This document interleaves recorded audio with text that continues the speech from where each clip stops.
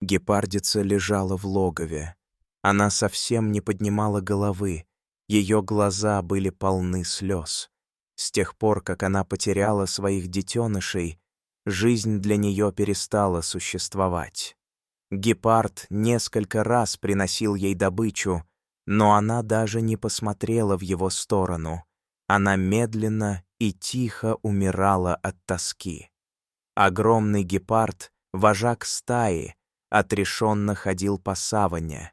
Он не знал, чем помочь своей подруге, пока он не наткнулся на маленького щенка, который сидел на травяной дорожке. Он жалобно пищал и звал на помощь. Как он оказался в саванне, неизвестно. Скорее всего, люди просто выбросили его. Для некоторых это проще, чем любить, ухаживать и заботиться. Хорошо, что еще к дереву не привязали, а то и такое может быть. Матерый гепард подошел к малышу и стал его обнюхивать. От щенка еще пахло человеком, значит, он здесь. Недавно. Гепард не знал, что с ним делать, но интуиция подсказала хищнику, что нужно отнести щенка в логово. Он аккуратно, как будто это его ребенок, взял щенка зубами и понес к своей гепардице. Малыш, жадно захлебываясь, стал сосать молоко, а гепардица с такой же жадностью и нежностью начала вылизывать мягкую шорстку щенка. Она вновь почувствовала себя матерью. Этот маленький коричневый комочек смог заполнить пустоту в ее сердце. По ее телу опять разлилась теплота, прямо как тогда, когда под ее теплым животом спали ее детеныши. Гепард наблюдал за всем, что происходило в логове, и решил, что раз его гепардица приняла малыша, значит, так тому и быть. Вдоволь насытившись, щенок уснул прямо под животом у своей приемной матери. Гепардица его долго вылизывала, а потом впервые за последние несколько дней уснула сама. Сон их был крепким и безмятежным, как будто что-то соединило эти два осиротевших сердца. Гепард постепенно привык к новому ребенку в их логове. Он начал учить щенка охотиться, добывать себе пропитание. В общем, он учил его всем гепардиным навыкам. Шло время, и щенок подрос. Он был внешне даже чем-то похож на гепарда и имел гепардиные повадки. Но вожак прекрасно понимал, что из щенка никогда не получится гепард, и стая его не примет. Тогда гепард принял единственно правильное решение — отнести щенка к людям. До ближайшей деревни было недалеко, и с утра, взяв щенка за загривок, вожак отправился в путь. Он часто останавливался, чтобы передохнуть, а малыш никак не мог понять, что происходит, и жалобно скулил. Вдали показались деревенские огороды.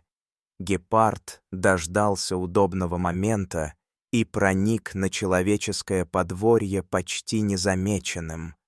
Он оставил своего приемного сына в каком-то ближайшем дворе и стал издалека наблюдать, что будет дальше. Щенок бегал по двору и громко скулил. Он звал своих приемных родителей, но их нигде не было. На эти звуки выбежал мальчишка и остановился, увидев у себя во дворе такое чудо. Он подхватил малыша на руки и прижал к себе. Тихими, добрыми словами он начал успокаивать щенка и гладить его по голове. Мальчик побежал домой со своей находкой, а серый хищник вернулся в саванну к своей гепардице, спокойной за судьбу своего приемного сына. А у них с его верной подругой будут еще гепарды, он в этом не сомневался. Мальчик забежал в дом с щенком на руках. «Папа, смотри, кого я нашел!» «Да это же настоящий породистый охотничий гепард», — удивленно произнес отец. «Где ты его взял?» Отец парня был известным в тех краях охотником. «Наверное, кто-то подбросил нам его во двор. Давай оставим щенка себе», — не унимался сын. «Это будет моя собака. И только моя. Можно, папа?» И сын посмотрел в глаза отца умоляющим взглядом. Щенок лизнул мальчика в нос и прижался к нему еще сильнее. С тех пор прошло несколько лет. Щенок вырос и превратился в отличную охотничью собаку. Равных ему во всей округе не было. Сказывалось все-таки гепардиное воспитание. Правда, об этом никто не знал.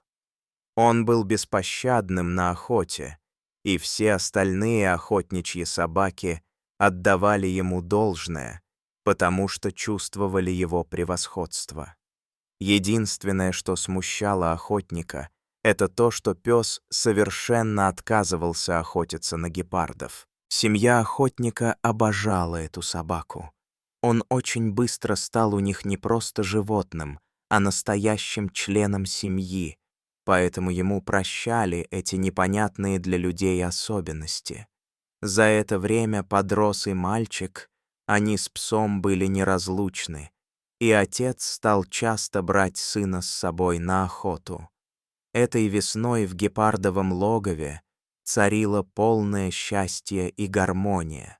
Гепардица принесла 3 маленьких гепардов. Слепые и мокрые, они тихо пищали. Гепардица облизывала их и по-своему успокаивала.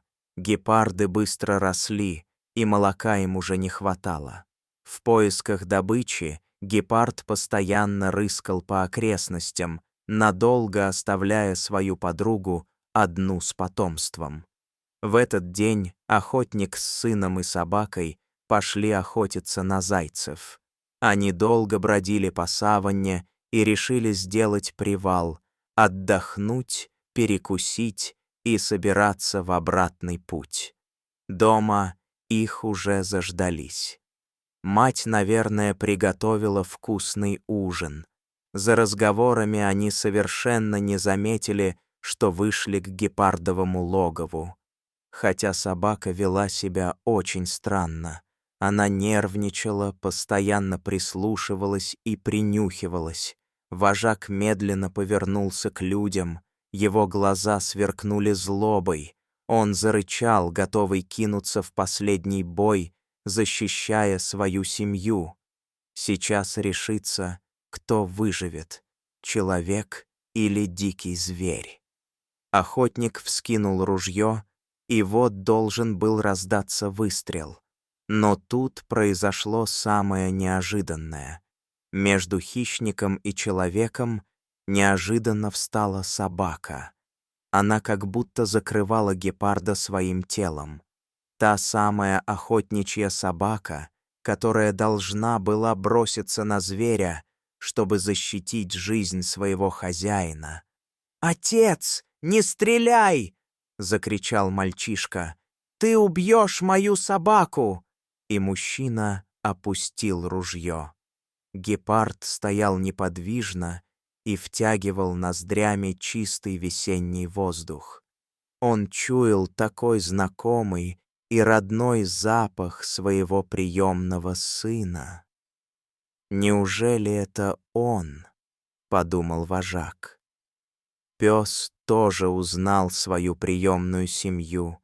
Он понял, что в логове сейчас находятся его мать и отец, те, кто когда-то спас его от голодной смерти. Он помнил ее тепло, вкус ее молока, ее неповторимый запах.